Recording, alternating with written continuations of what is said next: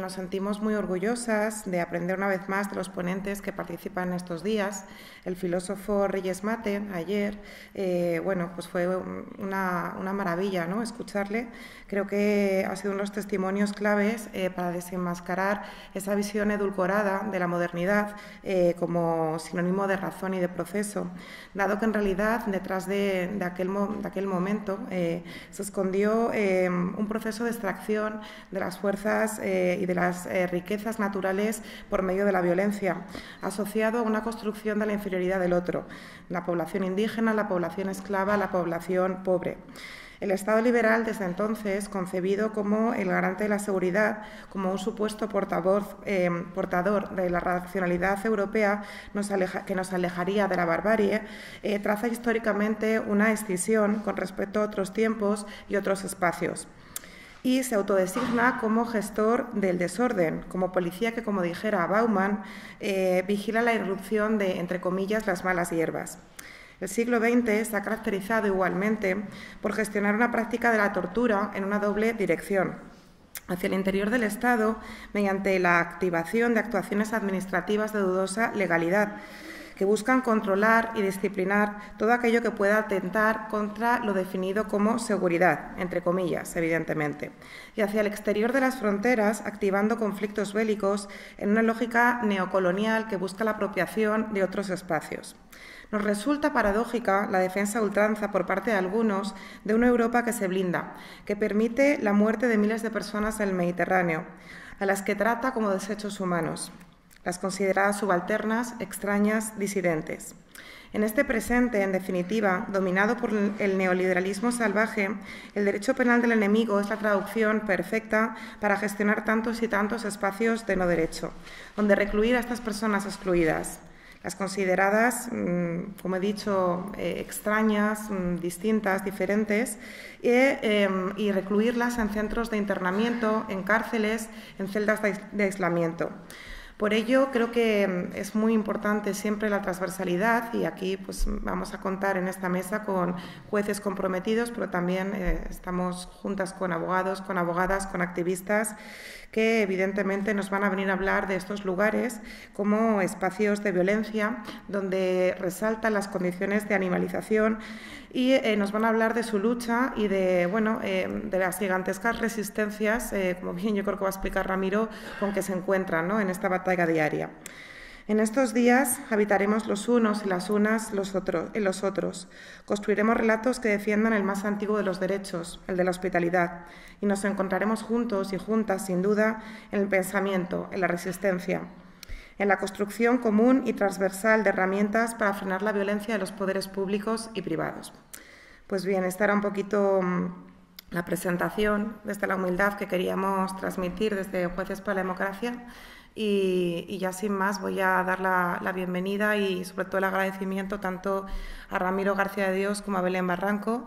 Ramiro García de Dios, aparte de que es un referente indiscutible, ¿no?, históricamente en la lucha por los derechos humanos, actualmente desde hace unos 7 años y medio, como sabéis, es el juez encargado del Centro de Internamiento de Madrid, en Aluche, y nos va a explicar un poco pues su vivencia y, como digo, y su batalla. Así que, Ramiro, cuando quieras, tienes la palabra. Ya estuve en la edición número 10 y llevaba entonces, bueno, pues relativamente poco tiempo, y pensaba que la tarea de juez de garantías de los derechos y libertades de las personas internadas, pues iba a ser, diríamos, como mínimo, ya no digo bien acogida por el aparato del subsistema policial. Quiero significar también que cuando utilizo el término subsistema policial no hay ninguna connotación peyorativa. Es simplemente leerse la obra de Luigi Ferrajoli en el capítulo dedicado precisamente al derecho policial y explicar las dos clases de violencia. Ferrajoli cita a Walter Benjamin con las dos clases de violencia que utiliza el subsistema policial. ¿Pero por qué lo digo? Lo digo porque, desgraciadamente, la figura que se crea en el año 2009 de los jueces de control, juez de control que en la terminología de la ley es muy curiosa. Juez de control de estancia. El legislador del 2009 ni siquiera tuvo la valentía de utilizar el concepto que debería haber utilizado. ¿Cuál? Juez de garantías de derechos y libertades. Porque eso es lo que es el llamado juez de control. Yo no me dedico a controlar la estancia de las personas internadas. La función de un juez de garantías viene del artículo 117.4 de la Constitución. En el 3 lo que viene a decir es que la función esencial es juzgar y hacer ejecutar lo juzgado, y en el 4 desempeñar cualquier otra función en garantía de derechos. Bien, pues esta es la función que en las palabras de Amaya ha significado, bueno, pues, o ella sabe que sí es una pequeña batalla el desempeñar esta función en garantía de los derechos y libertades de las personas internadas.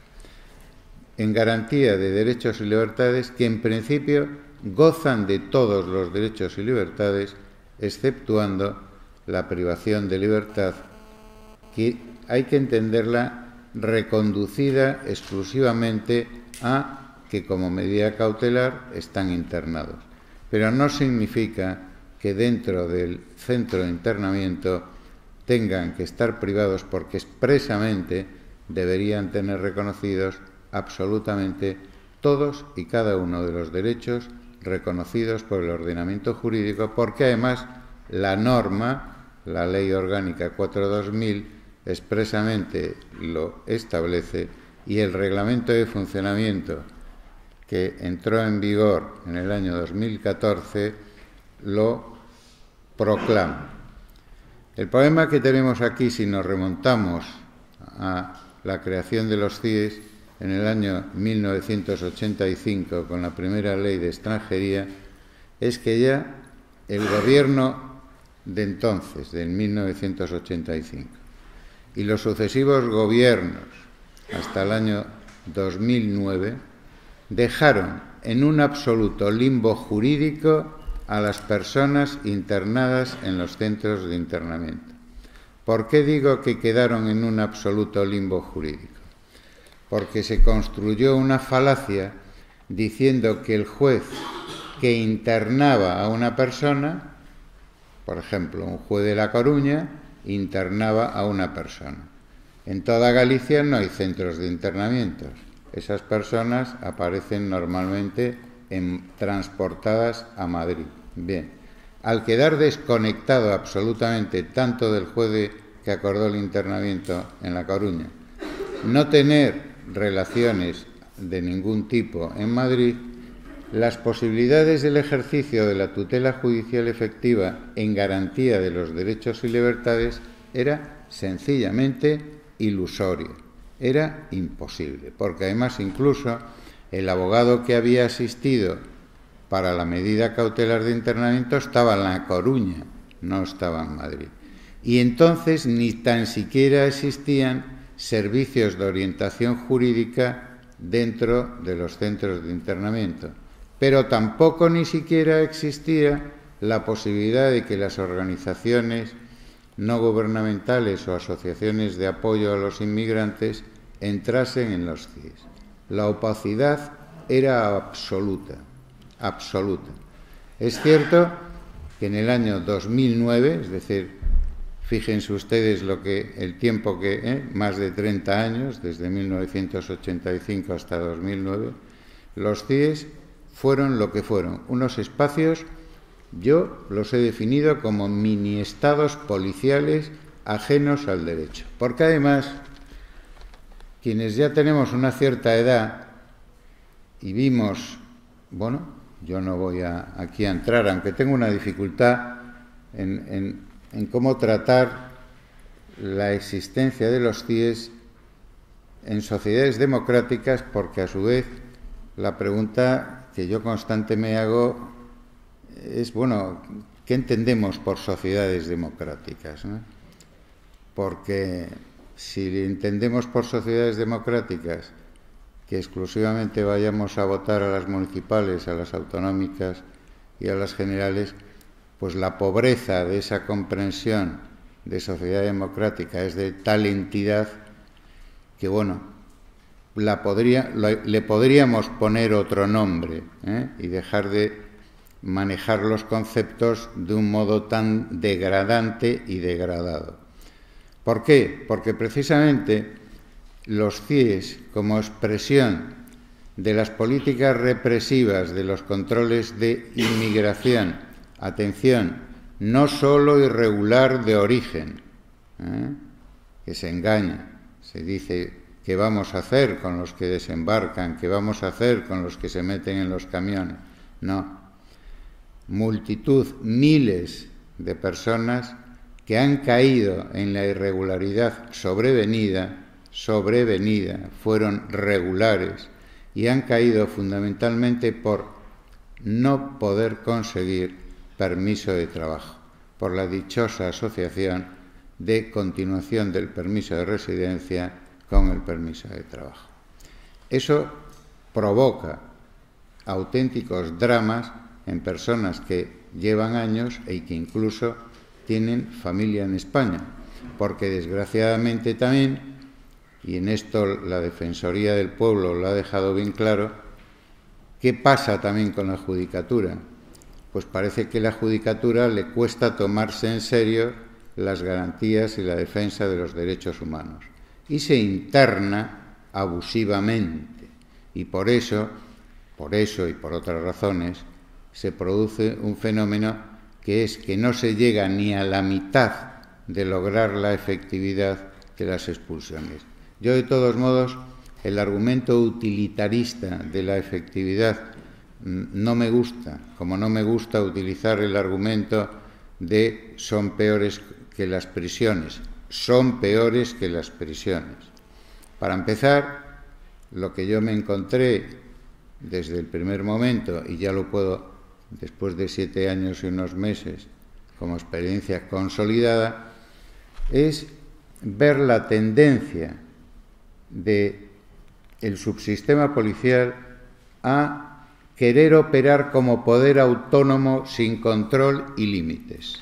Es decir, hay una tendencia natural que en nuestro país, repito lo que dije antes, quienes tenemos años, vemos que la transición se produjo como se produjo, y aunque yo no puedo decir que los agentes de policía de ahora sean idénticos a los agentes de policía que sirvieron en cierto tipo de operativos policiales, piensen ustedes en la Brigada Político-Social, pero atención, en las cúpulas, sobre todo en la continuidad de los comisarios, sí se nota esa tendencia a la autonomía, pretender erigirse como un poder autónomo. No son poder, porque los poderes del Estado son los que son, pero tienen una resistencia total a que el juez opere como garantía y como elemento de control y establezca límites a sus actuaciones.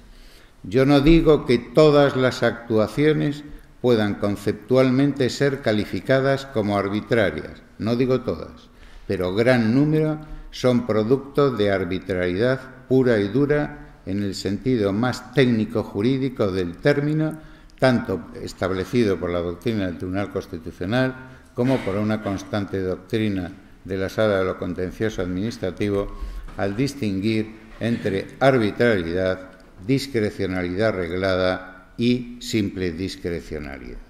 La tendencia es a la arbitrariedad. Y lo que es más grave, es una tendencia constante a interpretaciones restrictivas del alcance de los derechos fundamentales, cuando en materia de derechos fundamentales lo que debe de prevalecer son las interpretaciones extensivas. Es decir, no nos podemos quedar en Beccaria.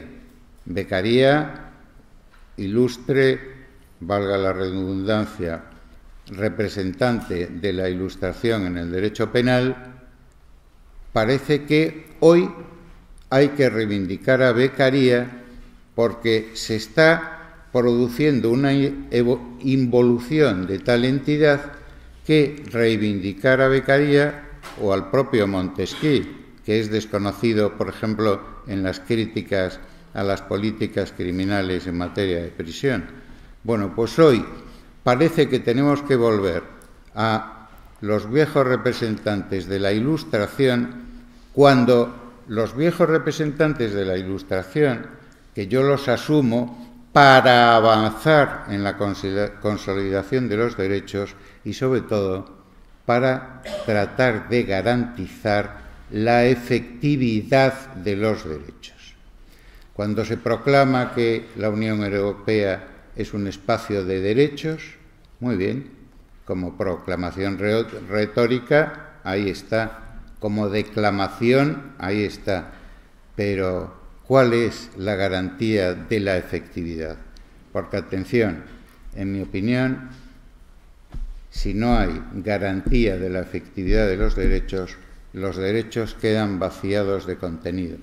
Incluso experiencias históricas que se dieron en Alemania y en Italia, después, cuando se terminó, después de la derrota del régimen italiano y del régimen alemán, costó que la jurisdicción que estaba aún impregnada tanto del régimen fascista italiano como del régimen nacionalsocialista, costó mucho que las constituciones respectivas, tanto la italiana como la alemana, pudieran ser llevadas a buen puerto, porque se trataba de vaciar de contenido efectivo la Constitución basándose en la legislación ordinaria. Es decir, en vez de ir a la pirámide, Constitución, tratados internacionales, etcétera, se iba a una interpretación mecanicista de la ley ordinaria, tratando de vaciar precisamente el contenido efectivo de esos derechos, que es lo que está ocurriendo hoy en día, no solo en relación con la existencia de los CIES, sino con el propio tratamiento de la inmigración irregular como combate porque al parecer nos invaden, al parecer nos asaltan, al parecer nos quitan los puestos de trabajo, al parecer tratan de introducir culturas extrañas, culturas perturbadoras, y ya el colmo es tratar de ligar el islamismo en conjunto con el yihadismo o con el terrorismo, de tal modo que se va generando desde las propias instituciones. Yo no puedo extenderme, los antropólogos, cuando tratan la diferencia entre el racismo y la xenofobia institucional y el racismo y la xenofobia social, lo expresan perfectamente. Pero, en mi modesta opinión, el marco legislativo construido desde el año 85, la 4-2000 y las 8 reformas de la 4-2000, en mi opinión, lo que conforman es un marco precisamente de devaluación, degradación de la cultura garantista de los derechos humanos en relación con la inmigración.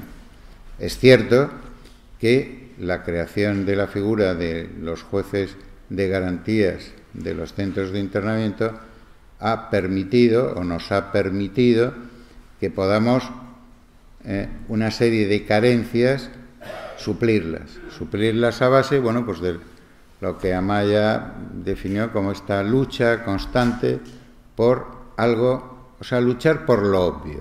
Es decir, luchar por lo obvio. Si la ley define que los centros de internamiento no tienen naturaleza penitenciaria, lo que no puedes establecer es un sistema de control penitenciario.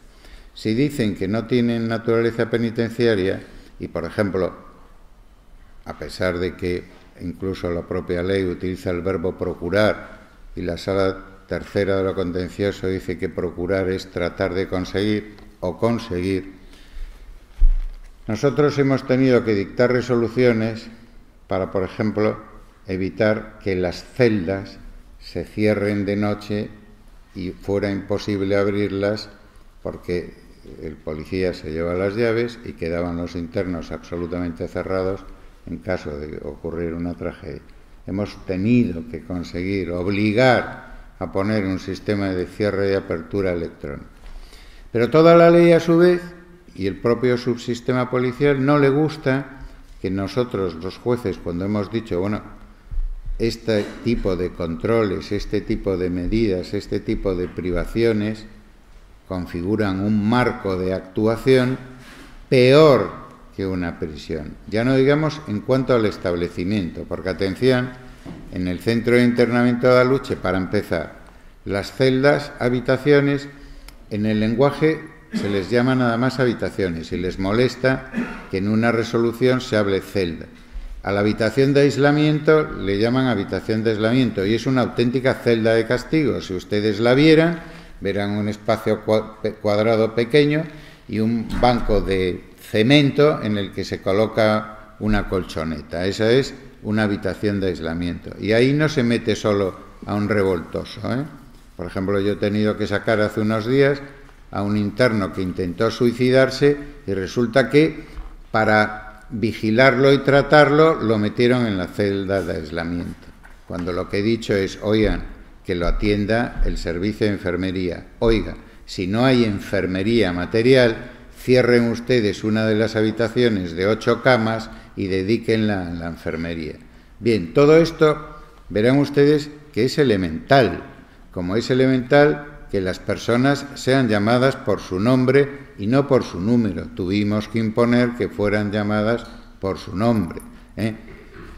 Tuvimos, después de una reunión en el Ministerio del Interior, simplemente por haber decretado los 3 jueces de instrucción que las personas internadas tenían derecho a las comunicaciones telefónicas, tanto en los teléfonos que ordenamos instalar porque había un problema de comunicaciones, porque solo había una línea de recepción de llamadas y solo había 3 teléfonos para llamadas externas, y estamos hablando de 200 y pico de personas. Bueno, el móvil.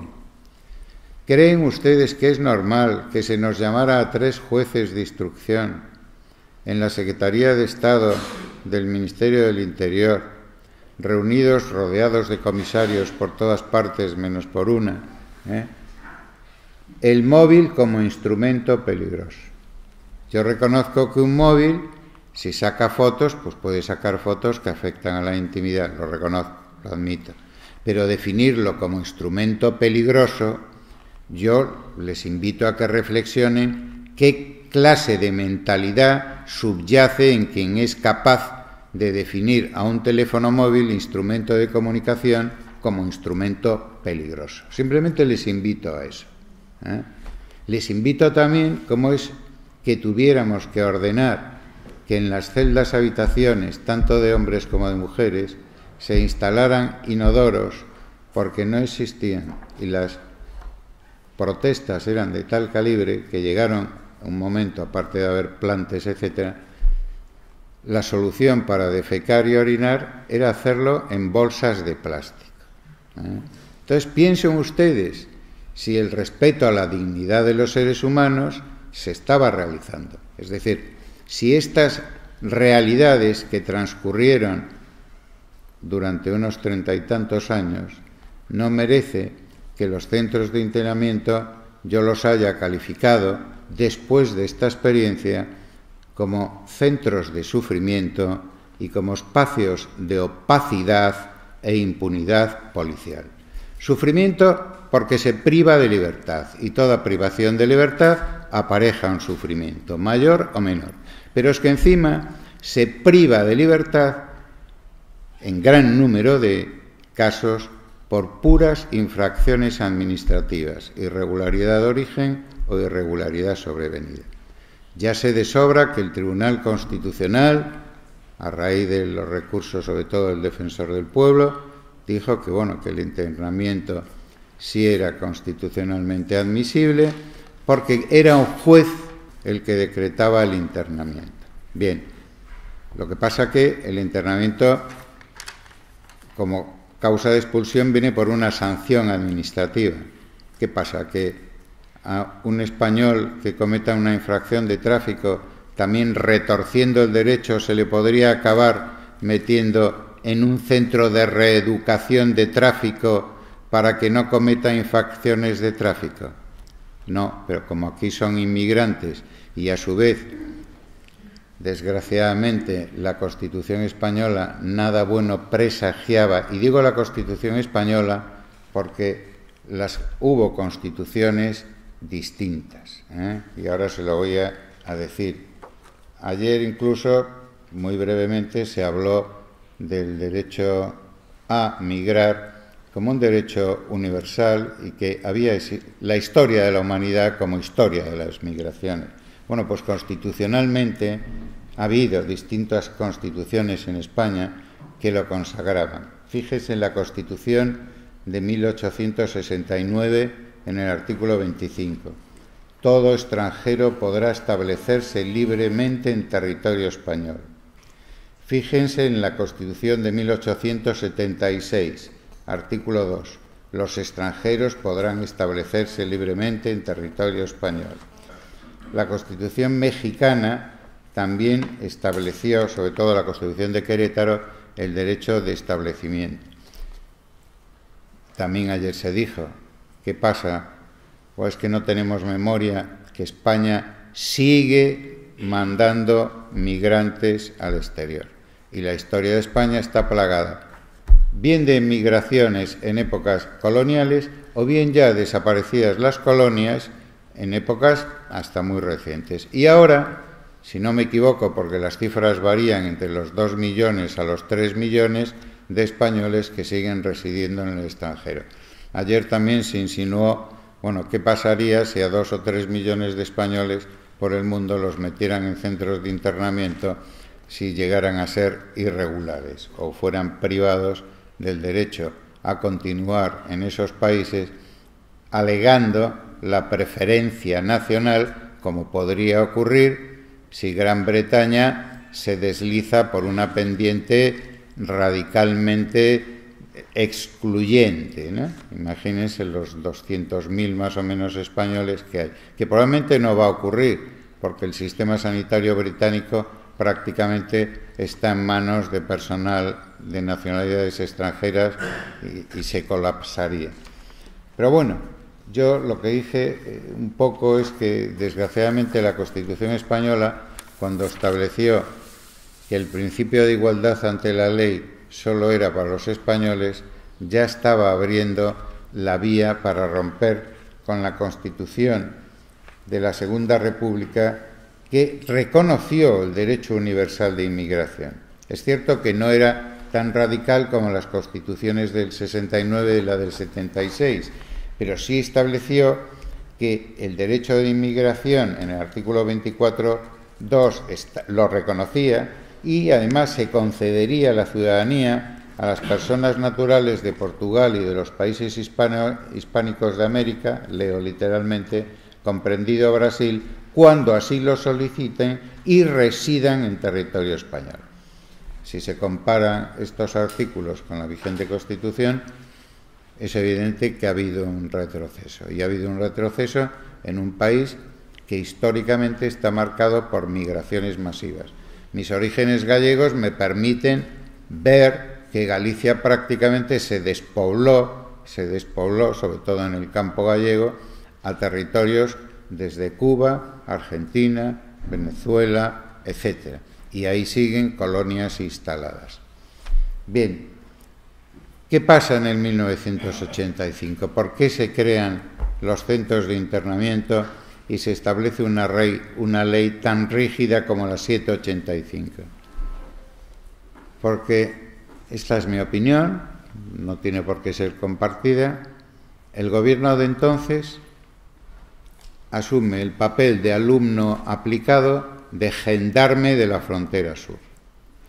Fíjense que en 1985 no había en puridad fenómeno migratorio amplio, no había. Pero ¿por qué el gobierno de entonces se suma a ese papel de vigilante de la frontera sur? Porque acuérdense que en el 86 estaba prevista la entrada de España en la Unión Europea. Y entonces España, que parece ser que tenemos un papel siempre de vigilantes y de entusiastas, colaboradores con todo lo que sea controlar o reprimir, o por lo menos parece que el subsistema se presta mucho a este tipo de papeles de controladores de seres humanos y sobre todo en relación con el llamado peligro de invasión desde África, se va consolidando unas prácticas de expulsión que van abarcando a los irregulares de origen, a los sobrevenidos. No se puede expulsar a los indocumentados y se crean entonces unas bolsas muy difíciles de precisar en sus miles de personas, que son los inexpulsables, que se mueven por la península ibérica hasta que no consiguen, los que consiguen, la regularización, bien por circunstancias excepcionales o por arraigo social, se convierten en vía o bien de acabar en las prisiones o bien en albergues o mendigando. Es decir, no se les concede la posibilidad de un permiso extraordinario de residencia y trabajo precisamente por falta de documentación. En los centros de internamiento se pretende justificar, cuando se critica su existencia, diciendo: ¿qué hacemos entonces con los inmigrantes bien irregulares de origen que cometen delitos o bien los irregulares sobrevenidos que cometen delitos graves, me refiero? Y se prevé la expulsión, vía por el artículo 57. Entonces se trata de justificar diciendo: los tenemos que meter ahí. Bien, mi experiencia, yo les cuento. ¿Creen ustedes que una persona que está 7 años en una cárcel española no puede ser documentada en el transcurso de esos 7 años y cuando el juzgado dice quede en libertad para expulsión, ya está perfectamente documentado, puede ser expulsado y no tiene por qué justificarse la expulsión para justificar la existencia de centros de internamiento? Esto es, lo digo porque en el discurso gubernativo o gubernamental para la justificación se incide mucho sobre los delincuentes. Evidentemente hay migrantes que cometen delitos graves, eso es una realidad y efectivamente pertenece a la racionalidad legislativa que puedan ser expulsados por delitos graves. El problema gordo es cuando se está utilizando también los antecedentes policiales para tratar de expulsar a personas y pedirles a los jueces de internamiento el internamiento invocando antecedentes policiales, cuando el antecedente policial bajo ningún concepto puede servir para evidencia de nada, porque además hoy, por ejemplo en Madrid, con el servicio informático, yo muchas veces he apretado botones de otros juzgados y me encuentro con antecedentes policiales que en el juzgado está archivado y sobreseído el caso. Es decir, que se utiliza el grado ya de falacia argumentales de tal intensidad que se utiliza la falsedad, porque se está poniendo el antecedente policial como algo vivo, cuando resulta que en el juzgado la causa de ese antecedente policial está sobreseída libremente o sobreseída, que es el segundo término, provisionalmente, pero sobreseída. ¿Qué les puedo yo decir más? ¿Por qué son los centros de internamiento espacios de opacidad? Porque el propio subsistema policial, por ejemplo, cierra a la prensa totalmente la posibilidad de que la prensa esté dentro, hable con los internos, etc. Ha intentado incluso, en Madrid se intentó cerrar el acceso a raíz de, bueno, pues unas protestas que hubo en el mes de octubre del año pasado, a la alcaldesa de Madrid y al delegado de seguridad, etcétera, no les dejaron pasar, no dejan.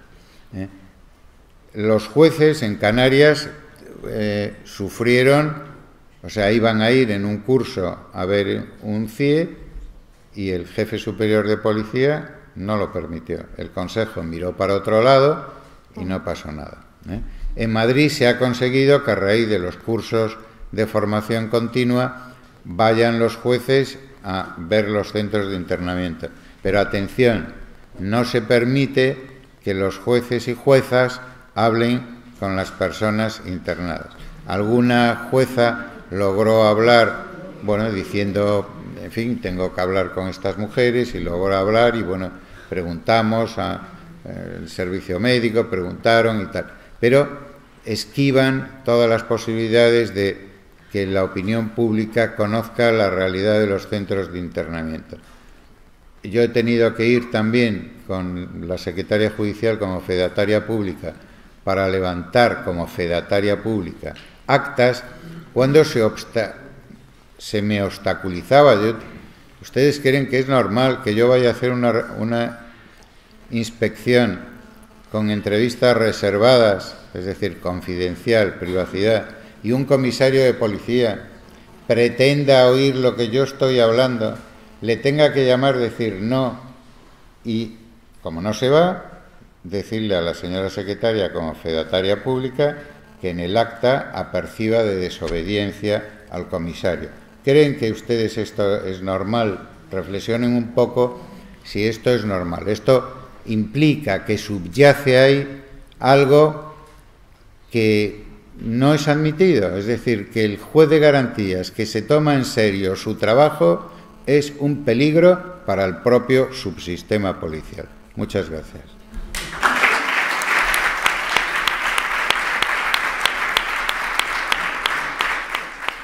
Yo considero que el hecho de que estemos, digo estemos porque estoy rodeada de compañeros de profesión, de que estemos en una situación bueno, realmente nuestra función es juzgar, hacer ejecutar los juzgados, y como Ramiro ha dicho, pues servir de control para garantizar los derechos fundamentales, digamos, aunque no seamos magistrados del Tribunal Constitucional.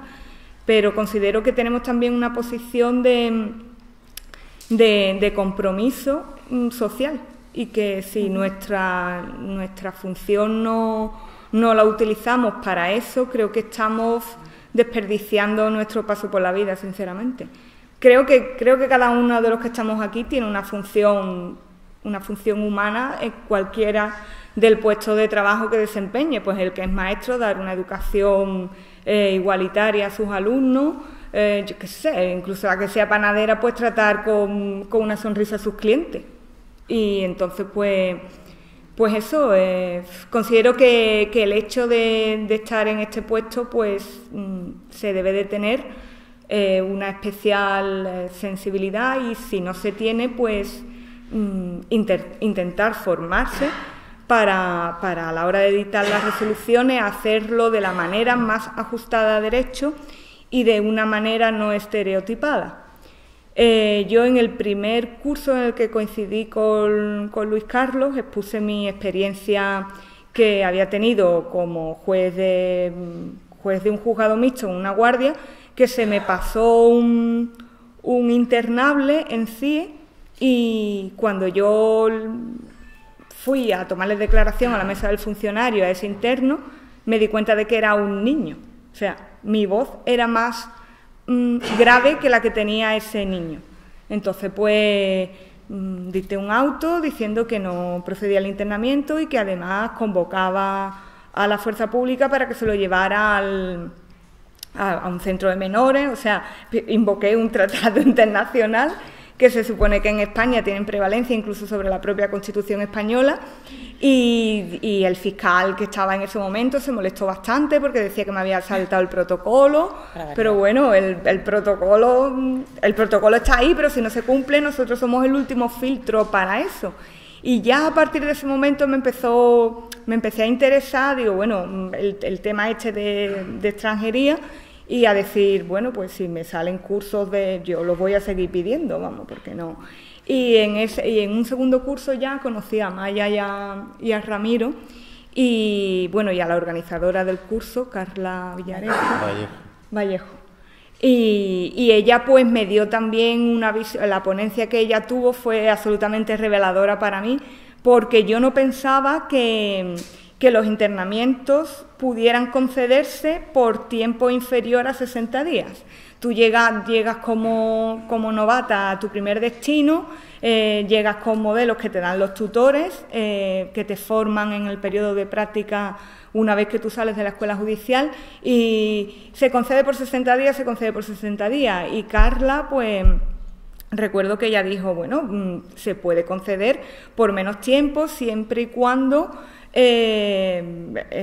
tú consideres que en ese tiempo es suficiente para hacer una documentación.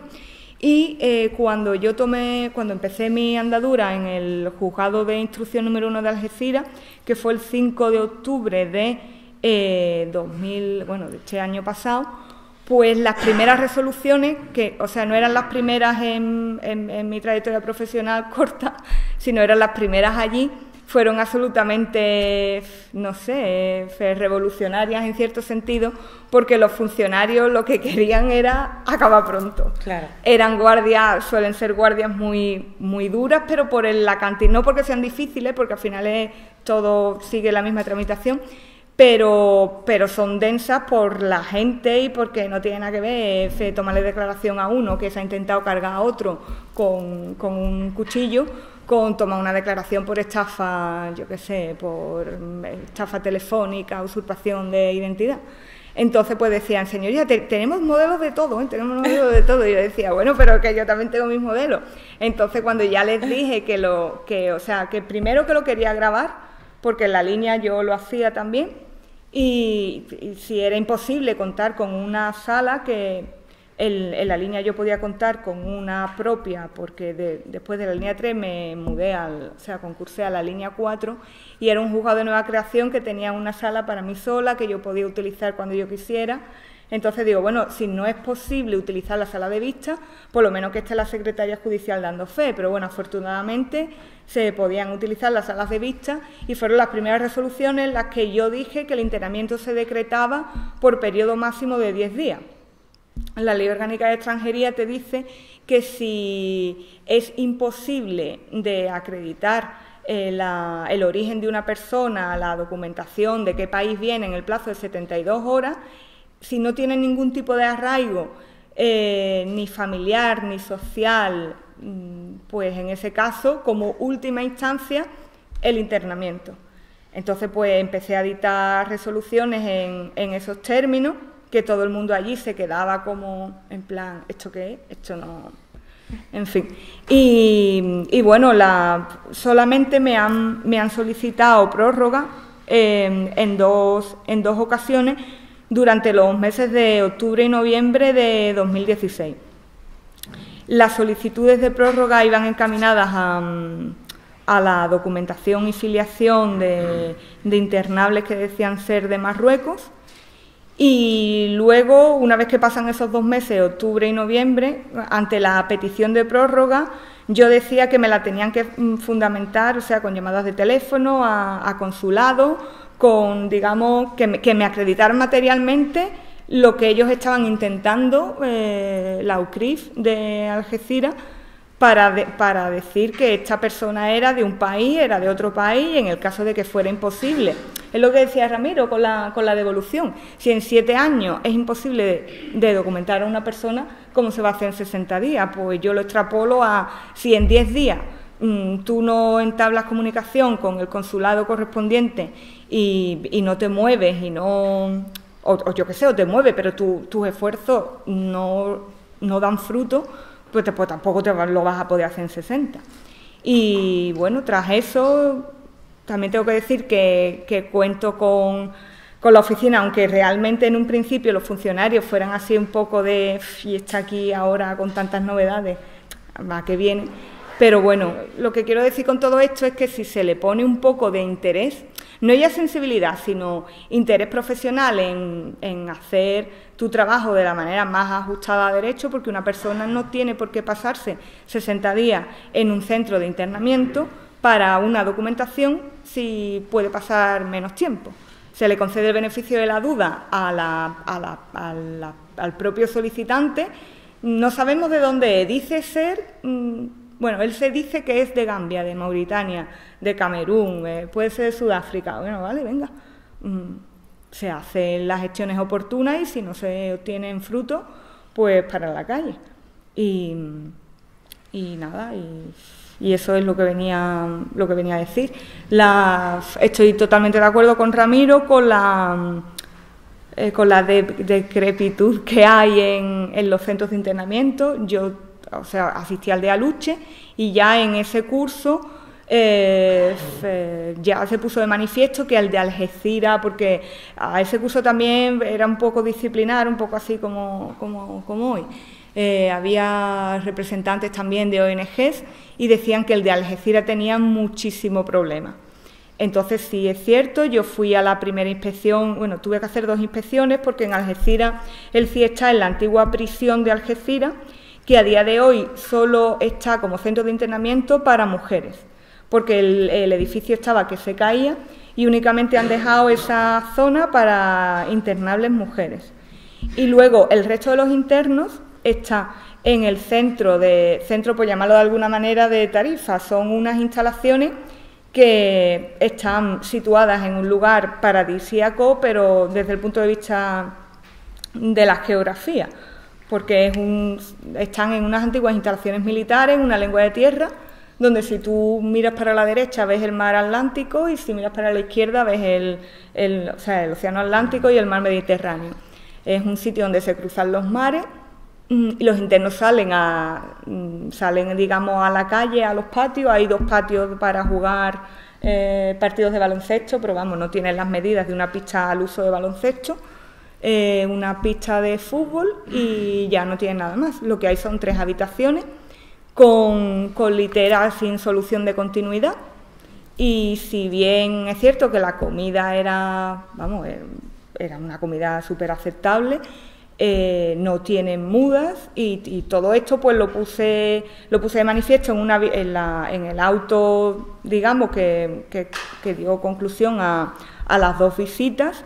El auto se hizo público a mi pesar, porque yo tampoco tenía ningún tipo de interés, que es un procedimiento que se sigue en un juzgado y tampoco, pero se hizo público porque Algeciras Acoge, que es una organización dedicada al tema de defensa y protección de los inmigrantes y que lleva muchísimos años de trayectoria en Algeciras, interpuso una queja sobre las situaciones a las que estaban sometidas los internos, situaciones físicas. Sí que es la verdad que en el tiempo en el que yo he estado allí de inspección y en las sucesivas documentaciones que me han ido llegando vía fax de quejas de internos, nunca se han referido a la policía de manera, digamos, que me tratan mal, no me siento bien con el trato humano. La verdad que el trato humano es muy bueno, incluso he tenido también fax de internos diciendo, porque en cuanto ellos interponen la queja, desde el CIE Algeciras yo les dije, CIE Tarifa, que en cuanto interpusieran una queja me la mandaran y que por favor que fuera una cosa inmediata. Entonces llegamos al acuerdo de hacerlo vía fax, que era lo más inmediato, aun cuando la queja original, digamos, manuscrita, se la quedaran ellos. Yo lo vi de manera muy efectiva, pues en muchas de esas quejas en realidad eran como agradecimientos por el trato recibido por parte de la policía, por parte de la Cruz Roja y también desideratum de vengo huyendo de mi país por el hambre, no tengo padre, no tengo madre y querría estudiar y querría, que tú ves que que no vienen aquí por un viaje, por tener una experiencia, digamos, que borde el viaje de aventura, que se meten en una patera porque es que realmente es el único medio que tienen para sobrevivir y que llegan a España e intentan obtener una formación. Entonces, pues sí que es verdad que no existe en la mayor parte de la sociedad una conciencia de que el inmigrante viene porque realmente viene porque quiere sobrevivir, sino que existe la conciencia de que vienen para quitarnos los puestos de trabajo. Yo ante eso respondo que España le da oportunidades de medrar a todo el mundo. en España quien quiere estudiar ha podido estudiar desde siempre, han existido becas, y que si el inmigrante viene y quiere formarse, yo es que lo veo incluso contraproducente, digamos, a nivel mundial. ¿Cuántas mentes se están perdiendo de gente que puede ser, yo qué sé, es súper inteligente y que se le ve la inteligencia, lo rápido que aprendes un idioma, la manera de relacionarse con los demás? No sé, yo es que creo que el planteamiento está equivocado desde el minuto número 1, vamos. Pero bueno, los CIES existen, son una realidad, están regulados normativamente, y creo que los cursos estos, vamos, que es que no debieran de pararse nunca, porque es que son súper esenciales, vamos. Y ya, pues no sé qué más contar. Muy bien.